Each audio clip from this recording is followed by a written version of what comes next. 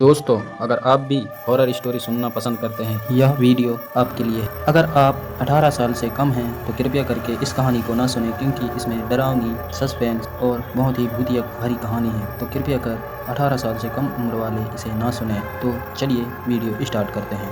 दोस्तों, आज की कहानी थोड़ी लंबी जरूर है, लेकिन मेरा वादा है जैसे जैसे आप इसे सुनते जाएंगे, वैसे वैसे इस कहानी का डर और रहस्य कई गुना बढ़ता जाएगा। शुरुआत में आपको यह एक साधारण ट्रक ड्राइवर की कहानी लगेगी, लेकिन हर बीतते मिनट के साथ उसके सामने ऐसे राज खुलेंगे जिनकी उसने कभी कल्पना भी नहीं की थी। इसलिए इस कहानी का एक भी हिस्सा मिस मत कीजिए, क्योंकि अगर आपने बीच से वीडियो छोड़ा तो आखिर में होने वाला सबसे बड़ा खुलासा शायद कभी समझ ही नहीं पाएंगे। नमस्कार दोस्तों, मेरा नाम संतोष है और मैं महाराष्ट्र के सातारा जिले के एक छोटे से गांव का रहने वाला हूं। आज जो अनुभव मैं आपको सुनाने जा रहा हूं, वह मेरी जिंदगी का ऐसा अनुभव है जिसे याद करते ही आज भी मेरे शरीर में सिहरन दौड़ जाती है। कई साल बीत चुके हैं, लेकिन आज भी जब रात के समय किसी सुनसान सड़क पर ट्रक की हेडलाइट दूर तक अंधेरे को चीरती हुई दिखाई देती है, तो मुझे वह रात याद आ जाती है। मैं आज भी उस सड़क से दोबारा गुजरने की हिम्मत नहीं कर पाया। हमारा गांव इतना छोटा था कि अगर कोई पहली बार वहां आए तो उसे लगे कि यह गांव नहीं, बल्कि जंगल के बीच बसी हुई एक छोटी सी बस्ती है। चारों तरफ ऊंचे पहाड़ थे, घने पेड़ थे। बरसात के दिनों में कच्चे रास्ते कीचड़ से भर जाते थे और कई बार तो 2-2 दिन तक गांव का शहर से संपर्क भी टूट जाता था। हमारे यहाँ ज्यादातर लोग खेती या मजदूरी करके अपना गुजारा करते थे, लेकिन हमारा परिवार इतना गरीब था कि हमारे पास अपनी खेती भी नहीं थी। पिता दूसरे लोगों के खेतों में मजदूरी करते थे और माँ घर संभालने के साथ साथ गांव की औरतों के यहाँ छोटे मोटे काम करके थोड़ा बहुत पैसा कमा लेती थीं। बचपन से ही मैंने अपने घर में तंगी के अलावा कुछ नहीं देखा। कई बार ऐसा होता था कि माँ खुद भूखी सो जाती थी, लेकिन मुझे और मेरे पिता को खाना खिला देती थी। उस समय मैं छोटा था, इसलिए उनकी मजबूरी समझ नहीं पाता था, लेकिन जैसे जैसे बड़ा हुआ वैसे वैसे मुझे एहसास होने लगा कि गरीबी इंसान को धीरे धीरे अंदर से तोड़ देती है। मैंने सिर्फ 7वीं तक पढ़ाई की, क्योंकि उसके बाद घर की हालत ऐसी नहीं थी कि मेरी पढ़ाई का खर्च उठाया जा सके। एक दिन पिता ने बहुत भारी मन से मुझसे कहा, बेटा, अगर तू पढ़ना चाहता है तो मुझे खुशी होगी, लेकिन घर चलाना भी जरूरी है। और उस दिन मैंने बिना कुछ कहे अपनी किताबें एक पुराने बक्से में रख दी। उसके बाद मैंने मजदूरी शुरू कर दी। कभी खेतों में काम करता, कभी प्लम्बिंग का काम सीखता, कभी किसी दुकान पर सामान ढोता। सुबह से शाम तक मेहनत करता, लेकिन दिन के आखिर में जितने पैसे मिलते उनसे मुश्किल से घर का खर्च चलता था। फिर भी मुझे उम्मीद थी कि एक दिन सब ठीक हो जाएगा। मुझे बचपन से गाड़ियां चलाने का बहुत शौक था।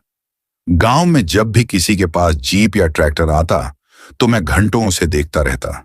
धीरे धीरे मैंने ट्रैक्टर चलाना सीखा, फिर जीप चलाना सीख लिया। उसके बाद छोटी मालवाहक गाड़ियां भी चलाने लगा।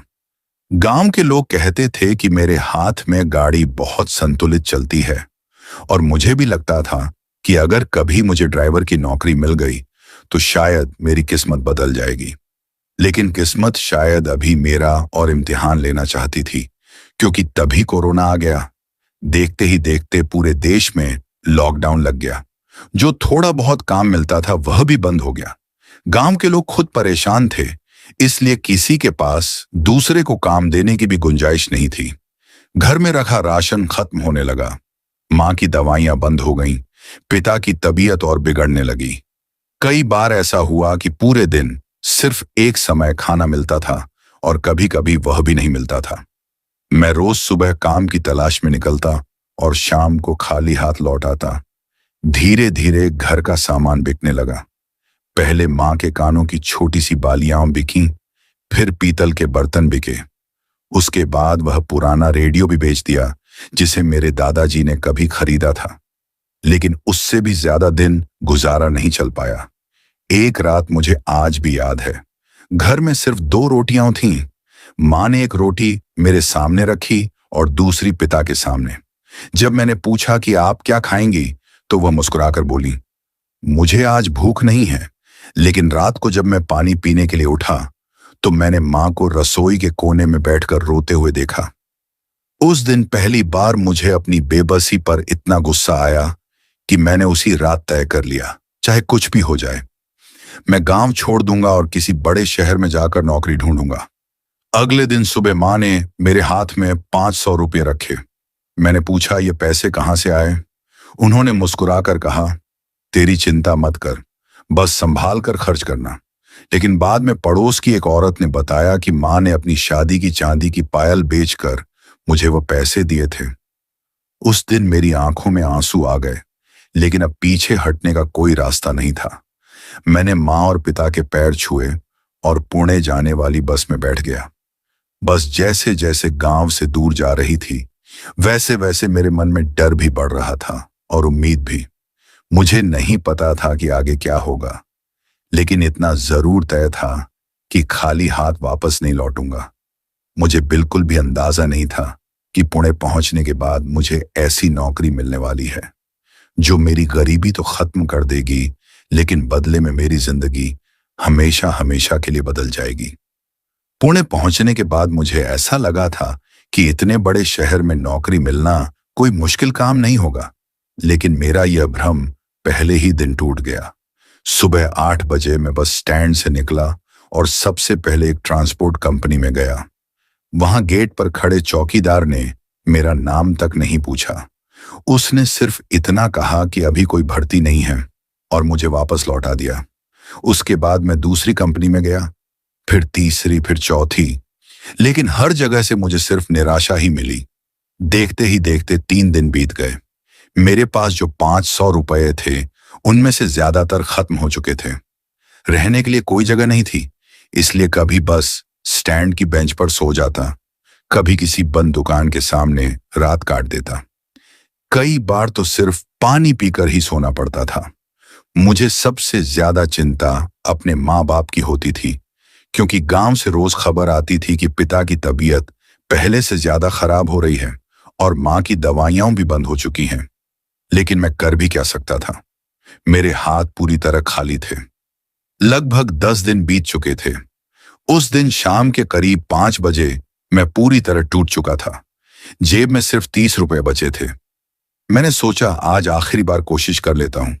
अगर आज भी काम नहीं मिला तो कल गांव लौट जाऊंगा। मैं सड़क किनारे एक छोटी सी चाय की दुकान पर बैठ गया। चाय वाले ने मेरे सामने 10 रुपए की चाय रख दी। मैं धीरे धीरे चाय पी रहा था और सामने सड़क पर भागती हुई गाड़ियों को देख रहा था। तभी मेरी नजर सड़क के दूसरी तरफ खड़े एक बड़े रेफ्रिजरेटेड ट्रक पर पड़ी। ट्रक बिल्कुल नया था और उसके इंजन की आवाज दूर तक सुनाई दे रही थी। उसके पास एक लंबा चौड़ा आदमी खड़ा था, जिसकी घनी मूंछें थीं। चेहरे पर सख्ती साफ दिखाई देती थी और आंखें ऐसी लग रही थीं जैसे कई रातों से ठीक से सोया ही ना हो। न जाने क्यों मेरा मन हुआ कि एक बार उससे भी पूछ कर देखता हूं, ज्यादा से ज्यादा मना ही करेगा। मैं धीरे धीरे उसके पास गया और हाथ जोड़कर बोला, दादा, अगर कहीं ड्राइवर की नौकरी हो तो मुझे बता दीजिए, मैं हर तरह की गाड़ी चला सकता हूं। उसने पहले मेरी तरफ देखा, फिर बिना कुछ बोले सिर से पैर तक मुझे गौर से देखने लगा। कुछ सेकंड बाद उसने पूछा, ट्रक चलाया है कभी? मैंने कहा, गांव में ट्रैक्टर, पिकअप और छोटी मालवाहक गाड़ियां बहुत चलाई हैं। सीखने में ज्यादा समय नहीं लगेगा। वह कुछ देर चुप रहा, फिर उसने चाय का आखिरी घूंट पिया और बोला, काम तो है, लेकिन यह काम हर किसी के बस की बात नहीं है। मैंने बिना एक पल गंवाए कहा, दादा, मुझे किसी भी तरह का काम मंजूर है, बस मुझे नौकरी चाहिए। घर में माँ बाप बीमार हैं, मेरे पास अब वापस जाने तक के पैसे नहीं बचे। मेरी बात सुनकर पहली बार उसके चेहरे का भाव थोड़ा बदला। उसने जेब से बीड़ी निकाली, उसे जलाया और एक लंबा कश लेकर बोला, अगर मैं तुझे अपने मालिक के पास ले जाऊं और उसने तुझे रख लिया तो पीछे मुड़कर मत कहना कि मैंने पहले बताया नहीं था। मैंने तुरंत कहा, दादा, चाहे जितनी मुश्किल नौकरी हो, मैं कर लूंगा। वह हल्का सा मुस्कुराया, लेकिन उसकी मुस्कान में अजीब सी उदासी थी। उसने कहा, पहले एक बात बता, तुझे भूत प्रेत जैसी चीजों पर विश्वास है क्या? उसका यह सवाल सुनकर मैं हंस पड़ा। मैंने कहा, दादा, आज तक गरीबी से बड़ा भूत नहीं देखा। अगर भूत सच में होते तो सबसे पहले गरीबों को ही दिखाई देते। मेरी बात सुनकर उसने भी हल्की सी हंसी हंसी, लेकिन अगले ही पल उसका चेहरा फिर गंभीर हो गया। उसने धीरे से कहा, काश बात इतनी ही आसान होती। उसने मुझे ट्रक में बैठने का इशारा किया। मैं बिना कुछ पूछे उसके साथ बैठ गया। ट्रक शहर की भीड़ से निकलकर धीरे धीरे सुनसान रास्ते पर बढ़ने लगा। रास्ते भर वह बहुत कम बोला। मैं कई बार उससे पूछना चाहता था कि कंपनी कहाँ है और काम कैसा है, लेकिन उसके चेहरे को देखकर मेरी हिम्मत नहीं हुई। लगभग 40 मिनट बाद ट्रक एक बहुत ऊंची दीवारों से घिरे बड़े से परिसर के सामने जाकर रुका। लोहे का विशाल फाटक धीरे धीरे खुला और हम अंदर चले गए। अंदर जाते ही मेरी नाक में एक बहुत तेज गंध आई। शुरू में मुझे समझ नहीं आया कि यह कैसी गंध है, लेकिन कुछ देर बाद महसूस हुआ कि यह कच्चे मांस और दवाइयों जैसी मिली जुली बदबू थी। पूरे परिसर में बड़े बड़े कोल्ड स्टोरेज बने हुए थे। कई ट्रक लाइन में खड़े थे और कुछ मजदूर जल्दी जल्दी माल लोड कर रहे थे। चारों तरफ इतनी खामोशी थी कि ट्रकों के इंजन की आवाज भी अजीब लग रही थी। वह आदमी मुझे एक पुराने से दफ्तर में ले गया।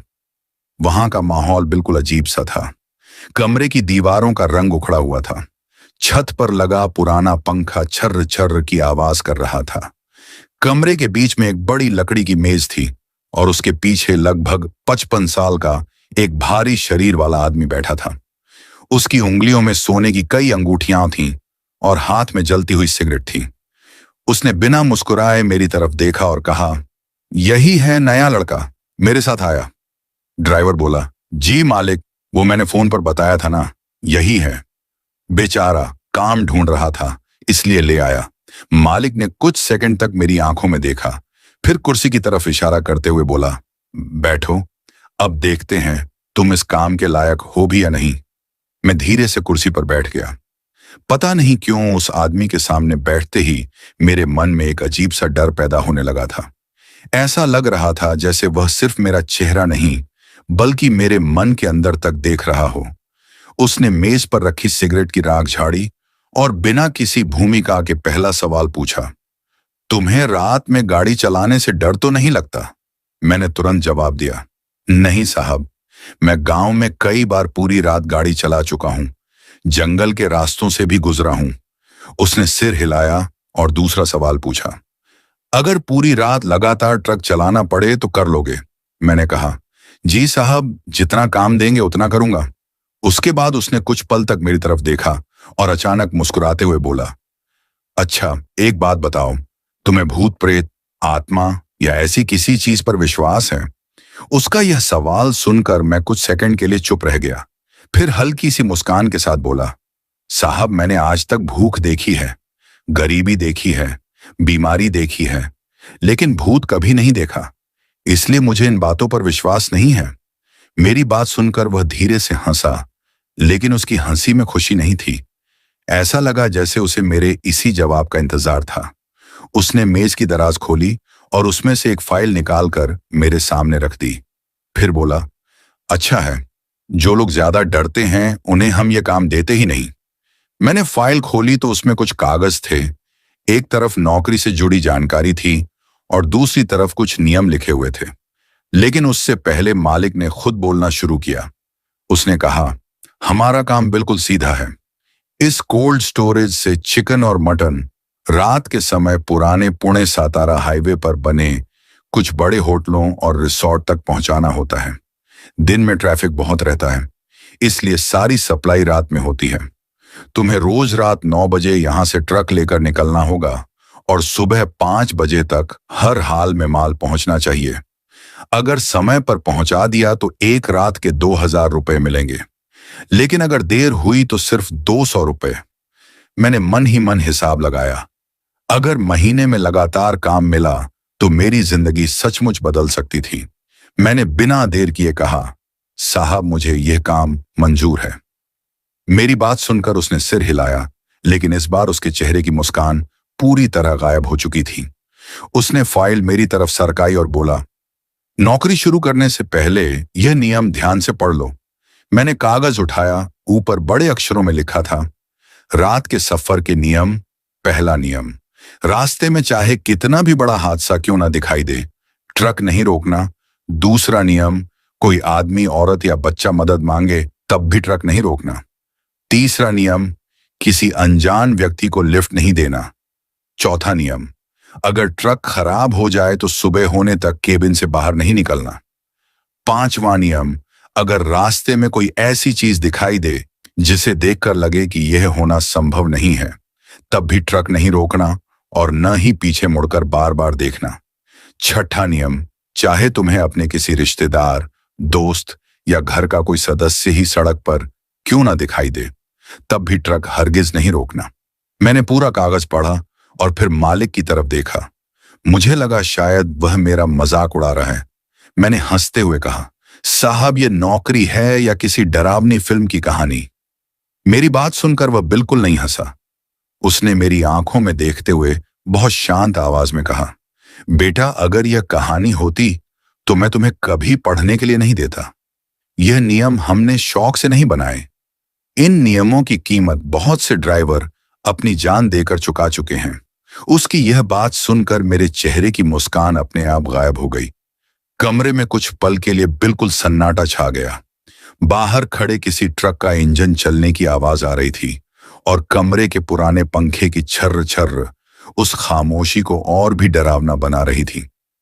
मैं कुछ पूछना चाहता था, लेकिन उसने हाथ उठाकर मुझे रोक दिया और बोला, अभी ज्यादा सवाल मत पूछो। जितना कम जानोगे उतना ज्यादा दिन इस नौकरी में टिकोगे। बस नियम याद रखना और कभी उन्हें तोड़ने की कोशिश मत करना, क्योंकि इस रास्ते पर गलती करने वाले को दूसरा मौका नहीं मिलता। मालिक कुछ पल तक मुझे गौर से देखता रहा। फिर उसने बाहर खड़े एक ड्राइवर को आवाज लगाई, अरे रमेश, इसे ट्रक नंबर 17 के पास ले जा। जरा देख तो सही, जितना बोल रहा है उतना चला भी लेता है या नहीं। मैं रमेश के साथ बाहर आया।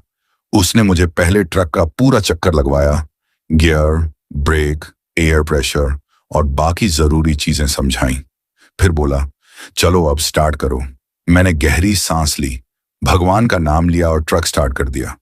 पहले धीरे धीरे परिसर के अंदर ट्रक चलाया, फिर बैक करके लगाया, एक तंग मोड़ काटा और 2-3 बार गियर बदल कर दिखाया।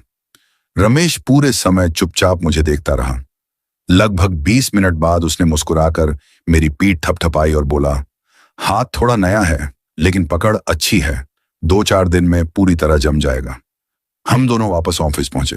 रमेश ने मालिक से कहा, साहब, लड़का ईमानदार लगता है और ट्रक भी ठीक से संभाल लेता है। मालिक ने कुछ सेकंड मेरी तरफ देखा। मेरी हालत देखकर शायद मालिक सब समझ चुका था। फिर मेज की दराज खोली और नोटों का एक बंडल मेरी तरफ बढ़ाते हुए बोला, इसमें तुम्हारे पहले महीने की एडवांस तनख्वाह है। इसे खर्च समझकर मत लेना, ये तुम्हारी जिम्मेदारी की कीमत है। अगर काम बीच में छोड़कर भाग गए या नियम तोड़े तो यह पैसा तुम्हें लौटाना पड़ेगा। मैंने कांपते हाथों से पैसे लिए। मेरी आंखों में आंसू आ गए। जिंदगी में पहली बार किसी ने मुझ पर इतना भरोसा किया था। उसी पल मैंने मन ही मन तय कर लिया कि चाहे कैसी भी मुश्किल आए, ये नौकरी मैं नहीं छोड़ूंगा। वह मेरी आंखों में देखते हुए बोला, आज से यह रास्ता तुम्हारी रोजी रोटी है, लेकिन याद रखना, इस रास्ते पर गाड़ी चलाना आसान है, जिंदा वापस लौटना मुश्किल। जो नियम मैंने तुम्हें बताए हैं उन्हें मजाक समझने की भूल मत करना। फिर मालिक ने उसी रात मुझे कंपनी के 2 अनुभवी ड्राइवरों के साथ लगा दिया। अगले कुछ दिनों तक मैं उनके साथ छोटे छोटे रूट पर ट्रक चलाता रहा। कभी खाली ट्रक लेकर जाता, कभी हल्का माल लेकर पास के गोदामों तक डिलीवरी करता। वे मुझे बड़े ट्रक को संभालने का तरीका, तंग मोड़ों पर गाड़ी निकालना, बैक करना, चढ़ाई और ढलान पर ट्रक नियंत्रित रखना और रात में सुरक्षित ड्राइविंग की बारीकियां सिखाते रहे। मैं पूरी लगन से सीखता रहा। कुछ ही दिनों में मेरा आत्मविश्वास बढ़ गया और कंपनी के सभी ड्राइवरों को भरोसा हो गया कि अब मैं अकेले भी ट्रक संभाल सकता हूं। करीब 1 महीने तक मैं कंपनी के अनुभवी ड्राइवर रमेश के साथ अलग अलग रूट पर ट्रक चलाता रहा। पहले खाली ट्रक, फिर हल्का माल और आखिर में उसी रात वाले रास्ते पर भी उसके साथ 2-3 चक्कर लगाए। रमेश हर दिन मेरी ड्राइविंग पर नजर रखता और मेरी गलतियां सुधारता। जब उसे पूरा भरोसा हो गया कि अब मैं बड़े ट्रक को सुरक्षित तरीके से संभाल सकता हूं, तब उसने मालिक से कहा, साहब, अब संतोष अकेले भी यह जिम्मेदारी निभा सकता है। तभी एक शाम मालिक ने मुझे अपने ऑफिस में बुलाया और मेरी तरफ ट्रक नंबर 17 की चाबी बढ़ाते हुए कहा, अब समय आ गया है कि तुम अपनी पहली रात की ड्यूटी अकेले करो। उसने मेज की दराज खोली, ट्रक की एक पुरानी चाबी निकाली और मेरी हथेली पर रखते हुए बोला, आज रात से तुम्हारी ड्यूटी शुरू होगी। ट्रक नंबर 17 अब तुम्हारे जिम्मे है। माल लोड हो चुका है। ठीक रात 9 बजे निकलना और सुबह होने से पहले रिसोर्ट पहुंच जाना। मैंने उस चाबी को अपनी मुट्ठी में कसकर पकड़ लिया। उस पल मेरी आंखों के सामने सिर्फ मेरे बूढ़े माँ बाप का चेहरा घूम रहा था। उनकी दवाइयां, घर की तंगी, अधूरे सपने और कई रातों की भूख एक साथ याद आने लगी। मुझे लग रहा था कि शायद आज से मेरी किस्मत बदलने वाली है। शायद अब घर की परेशानियां खत्म हो जाएंगी। लेकिन मुझे क्या पता था कि जिस चाबी को मैं अपनी नई जिंदगी की शुरुआत समझ रहा था, वही मुझे ऐसी खौफनाक रातों के सफर पर ले जाने वाली थी जहां हर मोड़ पर मौत मेरा इंतजार कर रही थी। रात के करीब 8:30 बज रहे थे। पूरा कोल्ड स्टोरेज परिसर ट्रकों के इंजन की आवाज से गूंज रहा था। मजदूर तेजी से एक ट्रक से दूसरे ट्रक तक भाग रहे थे। कोई बर्फ की पेटियां चढ़ा रहा था, कोई माल की गिनती कर रहा था, तो कोई कागजों पर हस्ताक्षर करवा रहा था। मैं पहली बार उस जगह को इतने ध्यान से देख रहा था। दिन में यह जगह शायद एक सामान्य गोदाम लगती, लेकिन रात के अंधेरे में उसका रूप बिल्कुल अलग था। चारों तरफ ऊंची दीवारें थीं, उन पर कांटेदार तार लगी हुई थीं और पूरे परिसर में सिर्फ पीली रोशनी वाले कुछ पुराने बल्ब जल रहे थे, जिनकी रोशनी जमीन तक पहुंचते पहुंचते जैसे दम तोड़ देती थी। हवा में कच्चे चिकन, बर्फ और दवाइयों की मिलीजुली गंध फैली हुई थी। शुरुआत में उस गंध से उल्टी जैसा महसूस होता था, लेकिन अब मुझे उसी माहौल में काम करना था। मैं धीरे धीरे ट्रक नंबर 17 की तरफ बढ़ा। वह बाकी ट्रकों से थोड़ा अलग खड़ा था। उसका इंजन पहले से चालू था और ठंडी हवा छोड़ने वाली मशीन लगातार घर्र घर्र की आवाज कर रही थी। मैंने केबिन का दरवाजा खोला और अंदर बैठ गया। सीट बिल्कुल नई थी। सामने भगवान हनुमान की एक छोटी सी तस्वीर लगी हुई थी, जिसके नीचे लाल रंग का धागा बंधा था। डैशबोर्ड पर अगरबत्ती की हल्की सी खुशबू आ रही थी, लेकिन न जाने क्यों उस खुशबू के बावजूद मन में अजीब सी घबराहट बनी हुई थी। तभी वही लंबी मूंछों वाला ड्राइवर मेरी खिड़की के पास आकर खड़ा हो गया। उसने बिना मुस्कुराए मेरी तरफ देखा और बोला, पहली रात है, इसीलिए एक बात हमेशा याद रखना, रास्ते में कुछ भी दिखाई दे तो उसे देखकर हैरान मत होना, बस ट्रक चलाते रहना। मैंने हंसते हुए कहा, दादा, आप लोग अभी तक मुझे डरा रहे हैं। उसने मेरी बात का कोई जवाब नहीं दिया। उसने सिर्फ आसमान की तरफ देखा। उस रात पूरा चांद निकला हुआ था। फिर उसने धीमी आवाज में कहा, जब तक यह चांद आसमान में है तब तक ज्यादा चिंता मत करना। असली परेशानी तब शुरू होती है जब बादल इसे पूरी तरह ढक लेते हैं। इतना कहकर वह बिना पीछे देखे वहां से चला गया। उसकी बात सुनकर मैं कुछ पल तक चांद को देखता रहा। फिर खुद को समझाया कि शायद रात की नौकरी करने वाले लोग ऐसी ही अजीब बातें करते होंगे। मैंने गहरी सांस ली, चाबी घुमाई और ट्रक धीरे धीरे गेट की तरफ बढ़ने लगा। जैसे ही मैं मुख्य सड़क पर पहुंचा, पीछे लगा भारी फाटक अपने आप बंद हो गया। उसकी लोहे की जोरदार आवाज सुनकर मैंने अनजाने में रियर व्यू मिरर में देखा। पूरा परिसर फिर से अंधेरे में डूब चुका था। शहर की सड़कें अभी भी जगमगा रही थीं। जगह जगह होटल खुले थे। लोग अपने परिवार के साथ खाना खा रहे थे। कुछ दूरी तक सब कुछ बिल्कुल सामान्य था, लेकिन जैसे जैसे मैं आगे बढ़ता गया, सड़क पर गाड़ियों की संख्या कम होने लगी। दुकानों की रोशनी पीछे छूटती गई और कुछ ही देर में मेरे आसपास सिर्फ अंधेरा बचा था। अब मैं पुराने पुणे सातारा हाईवे पर था। दोनों तरफ घना जंगल शुरू हो चुका था। सड़क इतनी सुनसान थी कि कई कई मिनट तक सामने से एक भी गाड़ी नहीं आती थी। सिर्फ मेरे ट्रक के इंजन की लगातार आवाज और टायरों के नीचे से निकलती सड़क की सरसराहट सुनाई दे रही थी। मैंने घड़ी देखी, रात के 10:55 हो रहे थे। मौसम अचानक बदलने लगा था। ठंडी हवा चल रही थी और दूर पहाड़ियों के ऊपर बादल इकट्ठा होने लगे थे। कुछ ही मिनटों में पूरा चांद बादलों के पीछे छिप गया। सड़क पहले से भी ज्यादा अंधेरी हो गई। अब हेडलाइट की रोशनी के अलावा मुझे कुछ दिखाई नहीं दे रहा था। तभी जाने क्यों मुझे उस ड्राइवर की बात याद आ गई। उसने कहा था कि असली परेशानी तब शुरू होती है जब चांद दिखाई देना बंद हो जाए। मैं खुद पर हंस पड़ा और रेडियो चालू कर दिया, लेकिन रेडियो में सिर्फ खर्रा खर्रा की आवाज आ रही थी। कोई स्टेशन नहीं चल रहा था। मैंने रेडियो बंद किया और फिर से सड़क पर ध्यान देने लगा।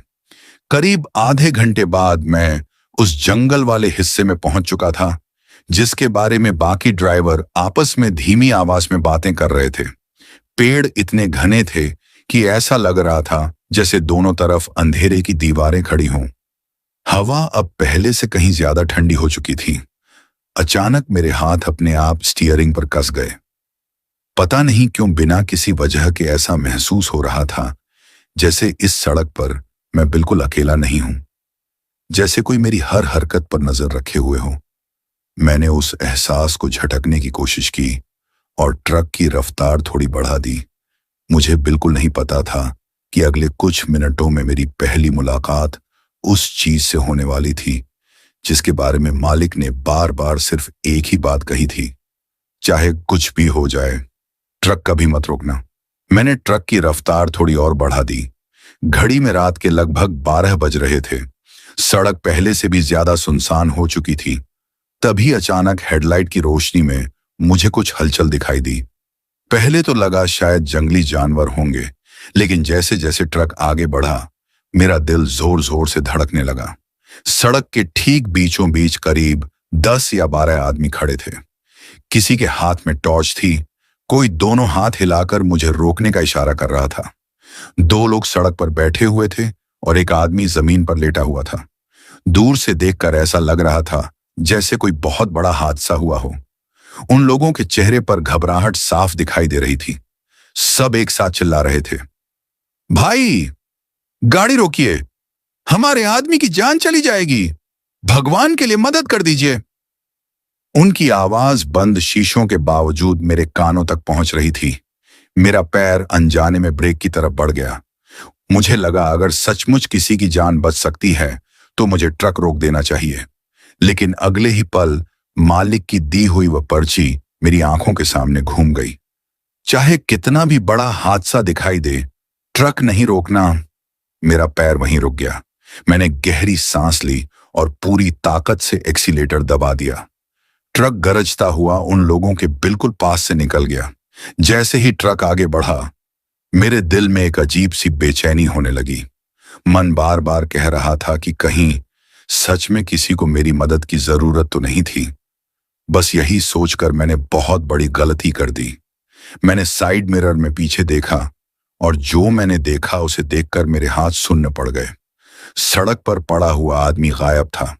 जिन लोगों के चेहरे कुछ सेकंड पहले डरे हुए लग रहे थे, अब वही लोग पूरी ताकत से मेरे ट्रक के पीछे दौड़ रहे थे। उनका दौड़ने का तरीका इंसानों जैसा बिल्कुल नहीं था। उनके पैर जमीन को मुश्किल से छू रहे थे। कुछ लोग चारों हाथ पैरों के बल जानवरों की तरह दौड़ रहे थे। कुछ की गर्दन एक तरफ टेढ़ी लटकी हुई थी। एक आदमी का हाथ कंधे से अलग होकर लटक रहा था, लेकिन फिर भी उसकी रफ्तार कम नहीं हो रही थी। उनकी आंखें हेडलाइट की रोशनी में ऐसे चमक रही थीं जैसे अंधेरे में किसी जंगली जानवर की आंखें चमकती हैं। मैं घबरा गया। मेरे हाथ कांपने लगे। मैंने पूरी ताकत से एक्सीलेटर दबा दिया। इंजन की आवाज पहले से कहीं ज्यादा तेज हो गई। स्पीड 80, 90, फिर 100 के पार पहुंच गई।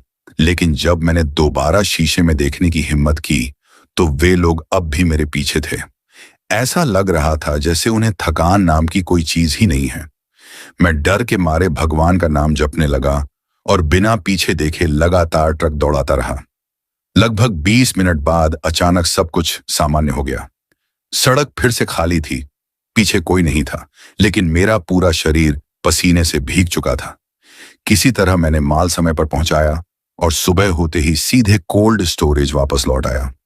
ट्रक खड़ा करते ही मैं बिना एक पल रुके मालिक के दफ्तर में पहुंचा। उसने मुझे देखते ही समझ लिया कि रात मेरे साथ कुछ हुआ है। उसने कुर्सी की तरफ इशारा किया, लेकिन मैं बैठ भी नहीं पाया। मैंने हांफते हुए पूरी रात की घटना उसे शुरू से आखिर तक बता दी। वह बिना बीच में टोके सब कुछ सुनता रहा।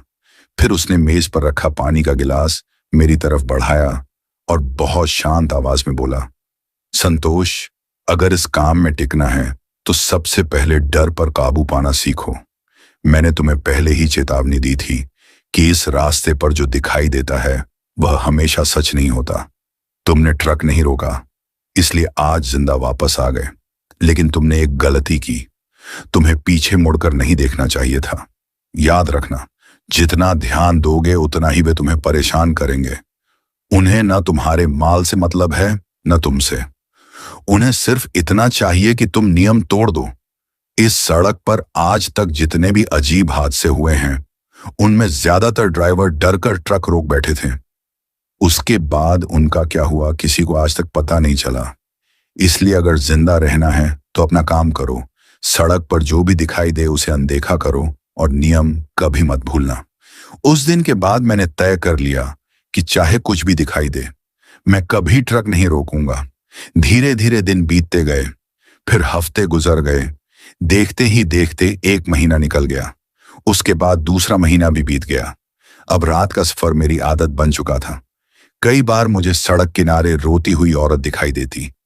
कभी कोई बूढ़ा लाठी टेकता हुआ हाथ देता, कभी कोई बच्चा बीच सड़क पर खड़ा नजर आता, लेकिन मैं बिना उनकी तरफ देखे ट्रक आगे बढ़ा देता। कुछ समय बाद तो मुझे इन सब चीजों की आदत सी हो गई। देखते देखते 3 महीने गुजर गए, फिर 6 महीने, फिर पूरा 1 साल। मुझे लगने लगा था कि अब शायद इस रास्ते पर मुझे डराने लायक कुछ बचा ही नहीं है। मैं खुद पर जरूरत से ज्यादा भरोसा करने लगा था, और शायद यही मेरी सबसे बड़ी भूल थी, क्योंकि इंसान जब डरना छोड़ देता है तभी किस्मत उसे उसकी औकात याद दिलाती है। और फिर एक रात आई, ऐसी रात जिसे मैं चाहकर भी अपनी जिंदगी से कभी मिटा नहीं पाया। उस रात जो हुआ उसने मेरी दुनिया हमेशा के लिए बदल दी। उस रात घड़ी में करीब 1:30 बज रहे थे। मैं पुराने पुणे सातारा हाईवे के उस हिस्से में पहुंच चुका था जहां दोनों तरफ कई किलोमीटर तक सिर्फ घना जंगल था। ट्रक अपनी रफ्तार से आगे बढ़ रहा था। केबिन के अंदर सिर्फ इंजन की घरघराहट और एसी की हल्की आवाज थी। मैं पूरी तरह सड़क पर ध्यान लगाए हुए था। तभी अचानक हेडलाइट की रोशनी बहुत दूर सड़क के बीचों बीच खड़ी एक सफेद आकृति पर पड़ी। पहले मुझे लगा कोई बोरी या कपड़ा होगा, लेकिन जैसे जैसे ट्रक पास पहुंचा मेरी धड़कन तेज होती चली गई। वह एक औरत थी, मैले रंग की साड़ी, बिखरे हुए लंबे बाल और उसकी गोद में एक छोटा बच्चा। वह सड़क के बिल्कुल बीच में खड़ी थी। मैंने लगातार हॉर्न बजाया, 1 बार, 2 बार, फिर लगातार, लेकिन उसने अपना सिर तक नहीं घुमाया। ऐसा लग रहा था जैसे उसे मेरे ट्रक के आने का पहले से पता हो। आखिरी कुछ सेकंड बचे थे, तभी वह बिना घबराए बस 1 कदम पीछे हुई और सड़क के किनारे जाकर खड़ी हो गई। मैंने ट्रक उसके बिल्कुल पास से निकाल दिया। उसी पल मेरी नजर उसकी गोद में पड़े बच्चे पर पड़ी। उसका पूरा शरीर बिल्कुल ढीला था। उसका सिर एक तरफ लटक रहा था, जैसे उसमें जान ही ना हो। मेरे पूरे शरीर में सिहरन दौड़ गई। फिर भी मैंने ट्रक नहीं रोका। करीब 10 सेकंड बाद न जाने क्यों मेरे मन में ख्याल आया कि आखिर वह थी कौन। मैंने खुद को रोका, लेकिन जिज्ञासा डर से भारी पड़ गई और मैंने बस एक पल के लिए साइड मिरर में देखा। मेरी उंगलियां स्टीयरिंग पर जम गईं। सड़क के किनारे वह औरत नहीं थी, लेकिन अगले ही पल मिरर में कुछ मेरी तरफ अस्वाभाविक रफ्तार से सरकता हुआ दिखाई दिया। मैंने ध्यान से देखा, वह वही औरत थी, लेकिन इस बार उसके पैर जमीन को छू ही नहीं रहे थे और उसकी गोद खाली थी। मैं अभी यह समझ ही रहा था कि बच्चा कहाँ गया, तभी मेरी नजर ट्रक के पीछे वाले हिस्से पर पड़ी। वह छोटा बच्चा दोनों हाथों से पीछे का लोहे का बम्पर पकड़कर ऊपर चढ़ रहा था। उसकी हरकत किसी इंसान जैसी नहीं थी। वह किसी जानवर की तरह रेंगते हुए ऊपर बढ़ रहा था। फिर उसने धीरे धीरे अपना सिर उठाया और पहली बार उसकी पूरी काली आंखें सीधे मेरी आंखों से मिलीं। मेरे हाथ कांपने लगे। मैंने पूरी ताकत से एक्सीलेटर दबा दिया। ट्रक अब 100 किलोमीटर प्रति घंटे से भी ज्यादा की रफ्तार से दौड़ रहा था। दोनों हाथों से मैंने स्टीयरिंग इतनी जोर से पकड़ रखा था कि उंगलियां सफेद पड़ गई थीं। मैं बार बार खुद से कह रहा था, पीछे मत देख संतोष, पीछे मत देख। तभी अचानक बिना किसी वजह के ट्रक का हॉर्न अपने आप लगातार बजने लगा। मैंने उसे छुआ तक नहीं था। अगले ही पल केबिन के अंदर का तापमान तेजी से गिर गया। मेरी सांस से धुआं निकलने लगा, जबकि बाहर गर्मियों की रात थी। उसी समय मेरे दाहिने कंधे पर किसी बर्फ जैसे ठंडे हाथ का स्पर्श हुआ। मेरा पूरा शरीर सुन्न पड़ गया, लेकिन मैंने गर्दन घुमाने की हिम्मत नहीं की। कुछ सेकंड बाद जब मेरी नजर सामने गई तो हेडलाइट की रोशनी में वही औरत सड़क के किनारे नहीं बल्कि मेरे ट्रक के बराबर दिखाई दी। उसका चेहरा मेरी तरफ था और उसके होंठों पर ऐसी मुस्कान थी जिसे देखकर किसी का भी खून जम जाए। उसकी गोद में वही बच्चा फिर से था, लेकिन इस बार उसने धीरे धीरे अपना सिर उठाया, अपनी छोटी सी उंगली मेरी तरफ की और बिना आवाज निकाले सिर्फ होंठ हिलाए, जैसे कह रहा हो रुक। उसी पल ट्रक का इंजन घुटने लगा। स्पीड तेजी से गिरने लगी। 90, 70, 60। मैंने पूरी ताकत से एक्सीलेटर दबाया। तभी मेरी नजर डैशबोर्ड पर रखी हनुमान जी की छोटी तस्वीर पर पड़ी। वह बिना हवा के अपने आप हिल रही थी। उसमें से पल भर में एक तेज रोशनी फैली। अगले ही पल इंजन ने जोरदार झटका लिया और ट्रक फिर से पूरी ताकत से गरज उठा। मैंने बाहर देखा, तभी अचानक पूरी सड़क सुनसान, जंगल वैसा का वैसा ही था जैसे वहां कभी कोई था ही नहीं। उस रात के बाद मैंने कभी उस जंगल के किसी नियम पर सवाल नहीं उठाया, क्योंकि वहां दूसरी गलती करने का मौका किसी को नहीं मिलता। करीब 3 महीने बीत चुके थे। अब मुझे उस रास्ते की लगभग हर मोड़, हर पुलिया और जंगल का हर हिस्सा याद हो चुका था। पहले जहां हल्की सी आहट से भी दिल धड़कने लगता था, अब मैं बिना डरे उसी रास्ते पर ट्रक दौड़ा देता था। मालिक के सारे नियम मैं बिना भूले मानता था, इसीलिए पिछले कई हफ्तों से मेरे साथ कोई अजीब घटना नहीं हुई थी। मुझे लगने लगा था कि शायद वह सब सिर्फ इत्तेफाक था या फिर नियम मानने की वजह से मैं हर बार बच जाता था। लेकिन इंसान की यही सबसे बड़ी गलती होती है। जब उसे लगता है कि अब सब ठीक है, तभी किस्मत उसकी सबसे कठिन परीक्षा लेती है। उस रात अमावस्या थी। आसमान में एक भी तारा दिखाई नहीं दे रहा था। बादलों ने पूरे आकाश को ढक रखा था। मैं हमेशा की तरह ट्रक लेकर पुराने पुणे सातारा हाईवे से गुजर रहा था। रात के करीब 2 बज रहे थे। सड़क पर दूर दूर तक कोई गाड़ी नहीं थी। तभी अचानक बिना किसी चेतावनी के ट्रक ने एक जोरदार झटका खाया। पूरा केबिन हिल गया। इंजन की आवाज बदल गई। मैंने तुरंत क्लच दबाया, लेकिन अगले ही पल इंजन पूरी तरह बंद हो गया। ट्रक धीरे धीरे रफ्तार खोता हुआ सड़क के किनारे आकर रुक गया। मेरे शरीर में एक ठंडी लहर दौड़ गई, क्योंकि मुझे मालिक का चौथा नियम याद था।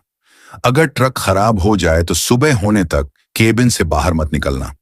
मैंने तुरंत चाबी घुमाकर इंजन स्टार्ट करने की कोशिश की। 1 बार, 2 बार, 5 बार, लेकिन हर बार सिर्फ खट खट खट की आवाज आई। इंजन चालू ही नहीं हुआ। मैंने मोबाइल निकाला। नेटवर्क बिल्कुल गायब था। मैंने गहरी सांस ली और खुद को समझाया, सुबह होने तक यहीं बैठना है। तभी अचानक दूर अंधेरे में एक हल्की सी पीली रोशनी दिखाई दी। पहले मुझे लगा शायद कोई दूसरी गाड़ी होगी, लेकिन कुछ ही सेकंड बाद वह रोशनी मेरी तरफ बढ़ने लगी। अब साफ दिखाई दे रहा था कि वह एक पुरानी मोटरसाइकिल थी, जिस पर एक अधेड़ उम्र का आदमी बैठा था। उसने गाड़ी मेरे ट्रक के पास रोकी। उसके कंधे पर औजारों का पुराना बैग लटका हुआ था। कपड़े ग्रीस से काले पड़ चुके थे। उसने मेरी तरफ देखकर मुस्कुराते हुए कहा, क्या हुआ ड्राइवर साहब? गाड़ी ने धोखा दे दिया क्या? मैं कुछ सेकंड तक उसे देखता रह गया, क्योंकि इस सुनसान जंगल में रात के 2 बजे किसी मैकेनिक का मिलना अपने आप में अजीब था। मैंने खिड़की से बाहर झुककर पूछा, आप कौन हैं? उसने हंसते हुए जवाब दिया, बेटा, इस रास्ते पर जितने ट्रक खराब होते हैं उनमें से आधे मेरे ही हाथों से चलते हैं। चलो बोनट खोलो, देखते हैं क्या दिक्कत है। मैं बाहर निकलने ही वाला था कि अचानक मालिक का नियम मेरे दिमाग में हथौड़े की तरह गूंज उठा। चाहे कुछ भी हो जाए, केबिन से बाहर मत उतरना। मैं वहीं जम गया। मेरा हाथ दरवाजे के हैंडल पर था और सामने वह मैकेनिक मुस्कुराकर मेरी तरफ देख रहा था, जैसे उसे पूरा भरोसा हो कि अगले ही पल मैं दरवाजा खोल दूंगा। मैंने खिड़की का शीशा थोड़ा नीचे किया और उससे पूछा, दादा एक बात बताइए, इस घने जंगल में आपका गैरेज कहाँ है और आपको कैसे पता चला कि मेरा ट्रक यहाँ खराब हुआ है? मैं तो किसी को फोन भी नहीं कर पाया। वह मेरी बात सुनकर हल्का सा मुस्कुराया, फिर बोला, बेटा इस सड़क पर 30 साल से यही काम कर रहा हूं। रात में जितने ट्रक चलते हैं उनमें से आधे चेहरे मैं पहचानता हूं, और जब कोई ट्रक अचानक रुक जाता है तो उसकी आवाज बहुत दूर तक सुनाई देती है। इस जंगल में रात को इतनी खामोशी होती है कि इंजन बंद होने की आवाज भी कई किलोमीटर तक पहुंच जाती है। मेरा छोटा सा गैरेज आगे घाट के मोड़ के पास है। मैं रोज रात में इसी रास्ते का चक्कर लगाता रहता हूं। कहीं किसी की गाड़ी बंद हो जाए तो मदद कर देता हूं। तुम चिंता मत करो, 5 मिनट में तुम्हारा ट्रक चल पड़ेगा। इतना कहकर उसने फिर दरवाजे की तरफ देखा और बोला, बाहर आओ, बिना बोनट खोले खराबी कैसे देखूं? उसकी बात सुनकर मुझे उसकी बात बिल्कुल सही लगी। सचमुच रात के उस सन्नाटे में इंजन बंद होने की आवाज दूर तक जा सकती थी, लेकिन न जाने क्यों मेरे मन के किसी कोने में अब भी एक अजीब सी बेचैनी थी। मुझे बार बार मालिक का वह नियम याद आ रहा था कि चाहे कोई भी मदद के लिए आए, केबिन से बाहर मत उतरना। मेरे सामने अब सबसे बड़ी मुश्किल खड़ी थी। मैं मालिक का नियम मानूं या अपनी किस्मत पर भरोसा करूं? सामने खड़ा आदमी देखने में बिल्कुल एक साधारण मैकेनिक लग रहा था। अगर मैं ट्रक से नीचे नहीं उतरता तो सुबह होने तक यहीं फंसा रहता और शायद नौकरी भी चली जाती। मैंने आंखें बंद करके जेब में रखा, ताबीज निकाला, उसे चूम कर वापस जेब में रखा, फिर डैशबोर्ड पर रखी छोटी सी हनुमान चालीसा उठाकर शर्ट की जेब में रख ली। मैंने मन ही मन बजरंग बली का नाम लिया और धीरे से ट्रक का दरवाजा खोलकर नीचे उतर गया। जैसे ही मेरे पैर जमीन पर पड़े, मेरे पूरे शरीर में सिहरन दौड़ गई। कुछ सेकंड पहले केबिन के अंदर हल्की गर्मी थी, लेकिन बाहर ऐसा लग रहा था जैसे कड़ाके की ठंड में खड़ा हूं। मेरी सांस से हल्का धुआं निकलने लगा। हवा बिल्कुल बंद थी, फिर भी मेरे कानों के पास किसी के बहुत धीरे धीरे चलने जैसी सरसराहट सुनाई दे रही थी। ऐसा लग रहा था जैसे अंधेरे में कोई हमें घेर कर घूम रहा हो। उसी समय मेरी नाक में 2 अलग अलग गंध एक साथ आने लगी। एक तरफ चमेली के फूलों जैसी मीठी खुशबू थी और दूसरी तरफ किसी सड़े हुए मांस जैसी ऐसी बदबू कि मेरा जी मिचलाने लगा। मैंने घबराकर चारों तरफ देखा, लेकिन ट्रक की हेडलाइट से आगे कुछ दिखाई नहीं दे रहा था। वह मैकेनिक बिना कुछ बोले ट्रक के सामने झुक गया और बोला, टॉर्च है क्या? मैंने केबिन से टॉर्च निकालकर उसके हाथ में दी। जैसे ही उसकी उंगलियां मेरे हाथ से टकराईं, मेरा पूरा हाथ सुन्न पड़ गया। उसका स्पर्श बर्फ से भी ज्यादा ठंडा था, जैसे मैंने किसी जिंदा इंसान को नहीं बल्कि कई दिनों से पड़ी बर्फ को छू लिया हो। उसने मेरी तरफ देखकर हल्की सी मुस्कान दी और बोला, तुम रोशनी इधर रखना, मैं नीचे देखता हूं। मैं टॉर्च पकड़कर उसके पीछे खड़ा हो गया। पहले तो मैं इंजन की तरफ रोशनी करता रहा, लेकिन न जाने क्यों मेरा ध्यान उसके पैरों की तरफ चला गया। मैंने धीरे धीरे टॉर्च नीचे की और अगले ही पल मेरी धड़कन जैसे रुक गई। उसके पैर जमीन पर टिके ही नहीं थे। तलवों की पूरी चमड़ी उधड़ी हुई थी, जगह जगह से काला पड़ा खून रिस रहा था, मांस लटक रहा था और हड्डियां साफ दिखाई दे रही थीं। ऐसा लग रहा था जैसे किसी ने उसे कई किलोमीटर तक खुरदरी सड़क पर घसीटा हो। फिर मेरी नजर धीरे धीरे ऊपर गई। उसके कुर्ते की पीठ बीचों बीच लंबी फटी हुई थी। फटे हुए कपड़े के अंदर जो दिखाई दे रहा था, उसे देखकर मेरी रीढ़ की हड्डी तक बर्फ हो गई। उसकी पूरी पीठ चीरी हुई थी, रीढ़ की हड्डी साफ नजर आ रही थी। उसके दोनों तरफ का मांस कई जगह से उखड़ा हुआ था और सूखा हुआ काला खून पूरे शरीर पर जम चुका था। ऐसा लग रहा था जैसे किसी भयानक हादसे में उसकी पीठ आर पार फट गई हो। तभी वह बिना मेरी तरफ देखे धीमी लेकिन डरावनी आवाज में बोला, क्या हुआ ड्राइवर साहब? मेरे शरीर में क्या देख रहे हो? मेरी सांस वहीं अटक गई। क्योंकि मैंने टॉर्च बिना आवाज किए नीचे की थी। फिर भी उसे कैसे पता चल गया? मैं एक कदम पीछे हट गया। उसने धीरे धीरे गर्दन मेरी तरफ घुमाई। उसकी मुस्कान अब पहले जैसी नहीं थी। उसके होंठ कानों तक फैल चुके थे। उसकी आंखें पूरी तरह काली हो चुकी थीं और वह फुसफुसाया, तुमने नियम तोड़ दिया। मेरे हाथ से टॉर्च छूट गई। मैं बिना एक पल गंवाए पूरी ताकत से ट्रक की तरफ भागा। पीछे से लोहे पर किसी भारी चीज के घिसटने की आवाज आने लगी। मैं किसी तरह केबिन में चढ़ा और कांपते हाथों से चाबी घुमाई। पहली बार इंजन ने जवाब नहीं दिया। दूसरी बार भी सिर्फ खट खट की आवाज आई। तीसरी बार मैंने आंखें बंद करके हनुमान चालीसा सीने से लगाई और पूरी ताकत से चाबी घुमाई। तभी इंजन एक जोरदार धमाके के साथ चालू हो गया। उसी क्षण ट्रक के पीछे इतनी जोर से किसी ने हाथ मारा कि पूरा केबिन हिल गया। मैंने शीशे में देखा। वह मैकेनिक अब इंसान की तरह नहीं था। वह बिजली की रफ्तार से ट्रक के पीछे दौड़ रहा था। अगले ही पल उसने पीछे का लोहे का हिस्सा दोनों हाथों से पकड़ लिया। ट्रक 80, 90, फिर 100 की रफ्तार से भाग रहा था, लेकिन वह उसे छोड़े बिना साथ साथ खींचता चला आ रहा था। उसके चेहरे पर ऐसी मुस्कान थी जैसे आज वह मुझे जिंदा नहीं जाने देगा। मैंने कांपते हाथों से हनुमान चालीसा डैशबोर्ड पर रखी और बजरंग बली का नाम लेना शुरू किया। तभी अचानक उसने एक ऐसी चीख मारी कि पूरा जंगल गूंज उठा और अगले ही पल उसकी पकड़ ढीली पड़ने लगी। मैंने कांपते हाथों से हनुमान चालीसा डैशबोर्ड पर रख दी और लगातार बजरंग बली का नाम लेने लगा। ट्रक अब पूरी रफ्तार से जंगल चीरता हुआ भाग रहा था, लेकिन मेरा डर कम होने की बजाय हर सेकंड बढ़ता जा रहा था, क्योंकि पीछे से लगातार लोहे की घिसटने की आवाज आ रही थी। ऐसा लग रहा था जैसे कोई बहुत भारी चीज ट्रक से चिपकी हुई हो। मैं हिम्मत करके साइड मिरर की तरफ देखने ही वाला था, लेकिन उसी समय मालिक का नियम याद आ गया, पीछे मत देखना। मैंने तुरंत अपनी नजर वापस सड़क पर जमा ली। तभी अचानक पूरे ट्रक में इतना जोरदार झटका लगा कि मेरा सिर लगभग स्टीयरिंग से टकरा गया। पीछे से किसी ने पूरी ताकत से ट्रक को पकड़ रखा था।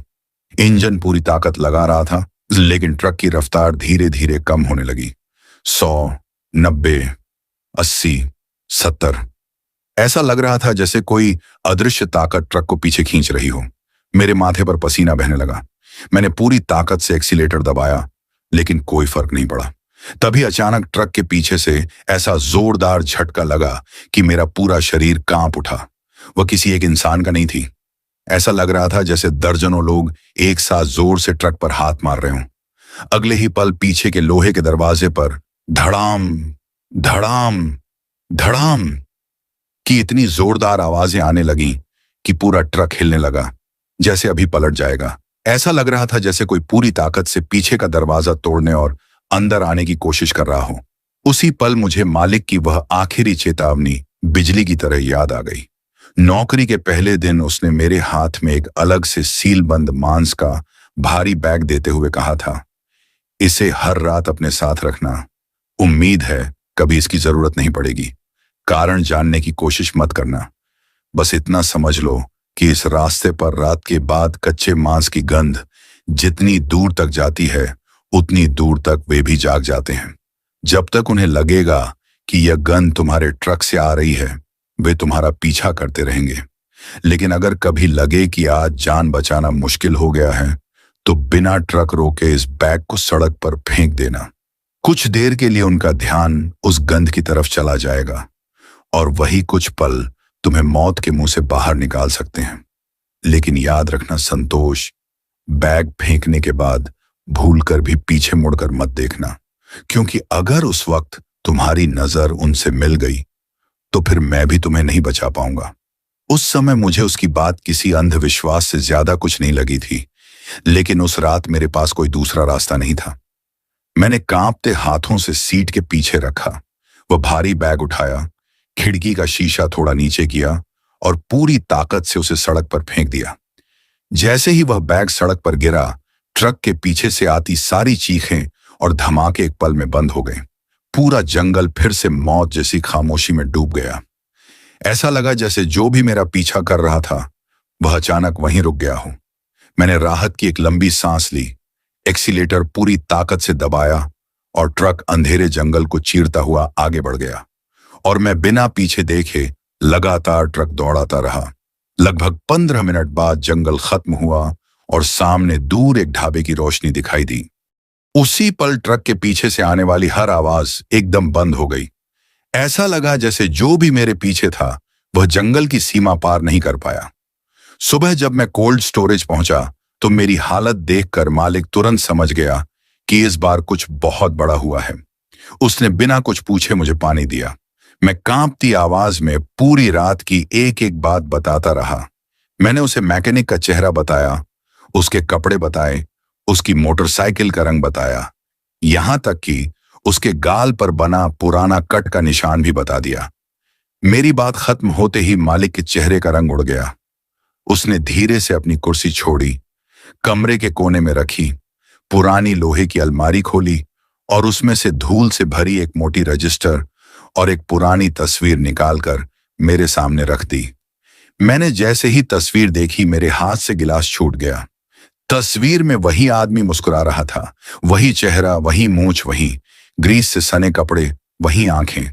मैं कांपती उंगली से तस्वीर की तरफ इशारा करते हुए बोला, यही था, यही आदमी था, यही मेरी गाड़ी ठीक करके गया था। मालिक ने बहुत धीमी आवाज में कहा, उसका नाम गजानन था, इस रास्ते का सबसे ईमानदार मैकेनिक। करीब 15 साल पहले एक बरसाती रात इसी जंगल में एक खराब ट्रक ठीक करते समय पीछे से आए तेज रफ्तार ट्रक ने उसे कुचल दिया था। उसकी लाश 3 दिन बाद जंगल से मिली थी। उसके बाद उसका गैरेज हमेशा के लिए बंद हो गया। लेकिन आज तक कई ड्राइवर एक जैसी बात बताते हैं, जब उनकी गाड़ी उसी जंगल में बंद होती है तो सबसे पहले वही आदमी मदद करने आता है। कुछ लोग उसकी बात मानकर नीचे उतरते हैं और जिंदा वापस लौट आते हैं, लेकिन जो उसकी असलियत पहचान लेते हैं उनके पीछे वह कभी आसानी से नहीं हटता। इतना कहकर मालिक ने मेरी तरफ देखा और बोला, संतोष, आज तुम जिंदा सिर्फ इसलिए बैठे हो क्योंकि आखिरी समय तक तुम्हारे मन में भगवान का नाम था। लेकिन याद रखना, उस रात तुमने सबसे बड़ा नियम तोड़ा था।